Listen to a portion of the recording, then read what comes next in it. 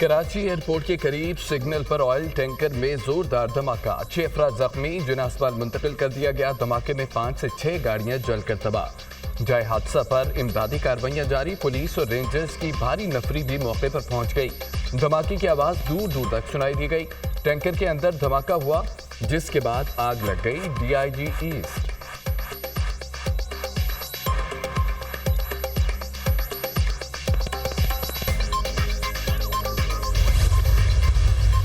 علی امین کی گاڑی تھوڑی ہے ذاتی، خیر ہے، میری گاڑی تھوڑی ہے، معاف ہے، میرا اسلحہ لے گیا معاف ہے، سامان لے گیا معاف ہے۔ کے پی ہاؤس کی ایک چیز جو اسے توڑی ہے، یہ صرف معافی نہیں مانگے گا، بنا کے بھی دے گا تاکہ دوبارہ جرأت نہ کرے۔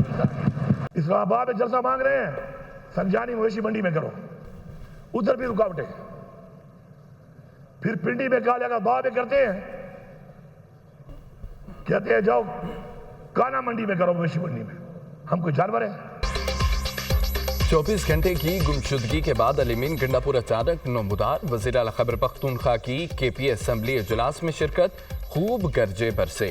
میں پوری رات کے پی ہاؤس میں ہی تھا، یہ ہے تمہاری پرفارمنس۔ کے پی ہاؤس کی توڑی گئی ایک ایک چیز کا حساب دینا ہوگا۔ جس نے بھی کے پی ہاؤس میں توڑ پھوڑ کی معافی مانگے۔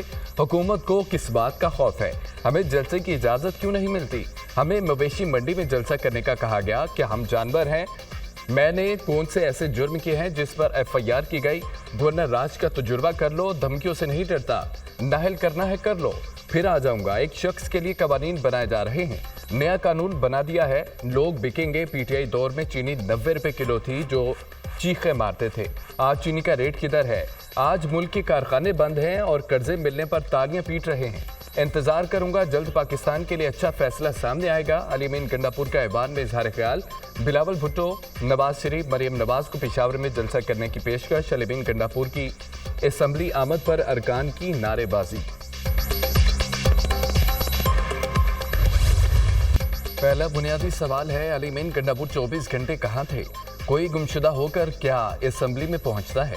بتانا ہوگا یہ ڈرامہ کیوں رچایا گیا۔ کبھی حکومت اور کبھی فوج پر اغوا کا الزام لگایا گیا۔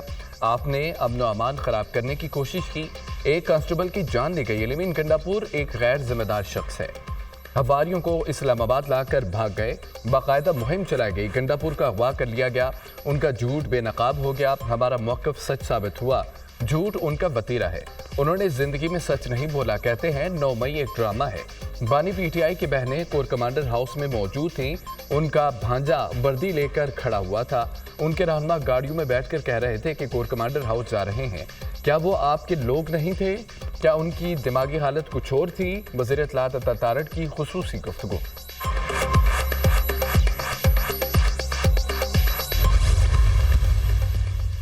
علیمین گنڈاپور کی ویڈیو ہمارے پاس موجود ہے۔ گنڈاپور کی ویڈیو چیک کی تو پتہ چلا کہ وہ نکل چکے ہیں۔ اٹک پل عبور کیا تو ان کی منصوبہ بندی پتہ لگ گئی تھی۔ ان کی کوشش تھی کہ کسی طریقے سے لاش مل جائے۔ ان کے جو بھی عزائم تھے وہ پورے نہیں ہو سکے۔ پی ٹی آئی کا مقصد یہی تھا کہ دھرنا دیں اور ایس سی او کانفرنس نہ ہو۔ وزیر داخلہ محسن نقوی کی نیوز کانفرنس۔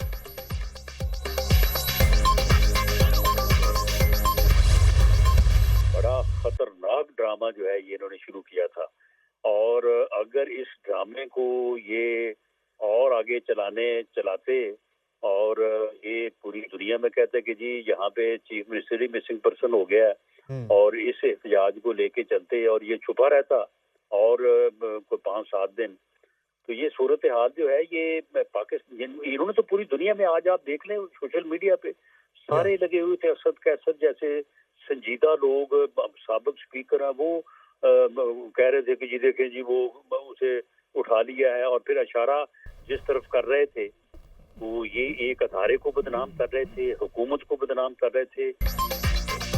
علیمین گنڈاپور جھوٹ بول رہے تھے، ان سے پوچھے کون سے 12 اضلاع کراس کیے۔ اسلام آباد سے 4-5 کلومیٹر کے بعد کے پی کی حدود شروع ہو جاتی ہے۔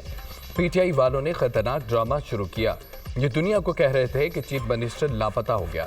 سوشل میڈیا پر اسد کیسر جیسے سنجیدہ لوگ بھی پروپیگنڈا کر رہے تھے، یہ دنیا میں پاکستان کے امیج کو خراب کر رہے تھے۔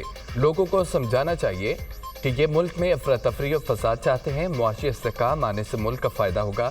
علی امین گنڈاپور کے ڈی چوک پہنچنے کو اپنی ناکامی نہیں کہوں گا۔ میری رائے تھی گنڈاپور کو اٹک سے آگے نہیں آنے دینا چاہیے تھا۔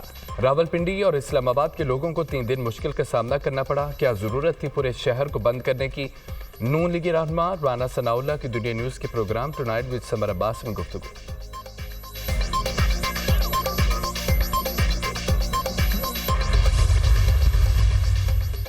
سیاسی مخالفین پاکستان کی ترقی میں رخنہ ڈالنا چاہتے ہیں، کسی کو غیر قانونی طور پر عدم استحکام پیدا نہیں کرنے دیں گے۔ سیاسی مخالفین کو پاکستان کی معیشت میں بہتری ہضم نہیں ہو رہی۔ دنیا پاکستان کی معاشی پالیسیوں کی معترف ہے۔ معیشت کی ترقی اور خوشحالی ہماری اولین ترجیح ہے۔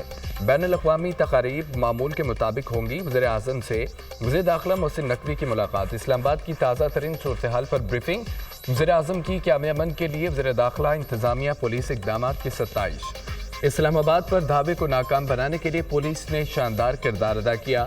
پاک فوج، پنجاب پولیس اور رینجرز کے دستوں نے امن و امان کی صورتحال برقرار رکھنے میں کلیدی کردار ادا کیا۔ کانسٹیبل حمید شاہ نے عوام کی جان و مال کا تحفظ کرتے جامع شہادت نوش کیا۔ قوم یہ قربانی ہمیشہ یاد رکھے گی۔ وزیر اعظم کی گفتگو۔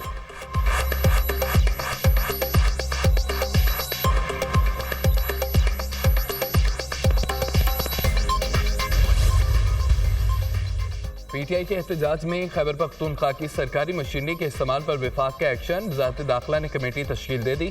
ایڈیشنل سیکرٹری داخلہ رفعت مختار کمیٹی کے سربراہ مقرر۔ ایڈیشنل ڈی جی ایف آئی اے نارتھ منیر مسعود کمیٹی میں شامل۔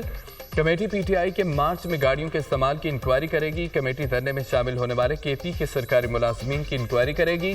کمیٹی کا کام ملازمین کی شناخت اور ذمہ داری کا تعین کرنا ہے جو اس میں ملوث تھے۔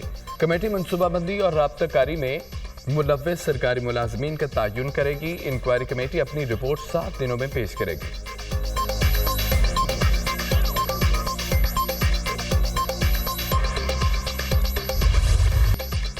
مظاہرین کے تشدد سے شہید کانسٹیبل حمید شاہ کی نماز جنازہ ڈی چوک میں ادا۔ وزیر داخلہ محسن نقوی، گورنر خیبر پختونخوا فیصل کریم کنڈی اور آئی جی سمیت پولیس افسران کی شرکت۔ پولیس کے چاقو چوبند دستے کی شہید کو سلامی۔ مظاہرین نے کانسٹیبل حمید شاہ پر 26 نمبر چنگی میں تشدد کیا تھا، جنہیں طبی امداد کے لیے پیمز اسپتال منتقل کیا گیا مگر جانبر نہ ہو سکے۔ حمید شاہ پولیس انویسٹیگیشن ونگ میں تعینات تھا۔ وزیر اعظم شہباز شریف کا پی ٹی آئی مظاہرین کے پتھراؤ سے پولیس اہلکار کی شہادت پر گہرے دکھ اور اظہار۔ واقعے کی شدید الفاظ میں مذمت۔ ملزم افراد کو کیفر کردار تک پہنچانے کی ہدایت۔ پی ٹی آئی نے ہمیشہ احتجاج کی آڑ میں تشدد کا راستہ اپنایا۔ اسی سیاسی جماعت نے ماضی میں سرکاری ٹی وی پر حملہ آور پارلیمنٹ کا گیٹ توڑا۔ وزیر اعظم شہباز شریف۔ وزیر اعلیٰ پنجاب کا بھی کانسٹیبل حمید شاہ کی شہادت پر رنج و غم کا اظہار۔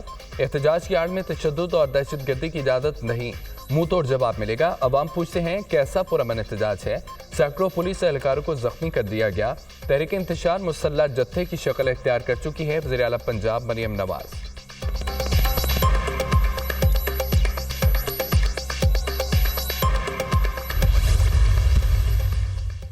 اور عبدالحمید کی شہادت کے ذمہ دار شرپسندوں کے خلاف کارروائی ہوگی۔ آئی جی اسلام آباد کا اعلان، جنہوں نے کانسٹیبل کو قتل کیا اور کرایا سب کے خلاف کارروائی ہوگی۔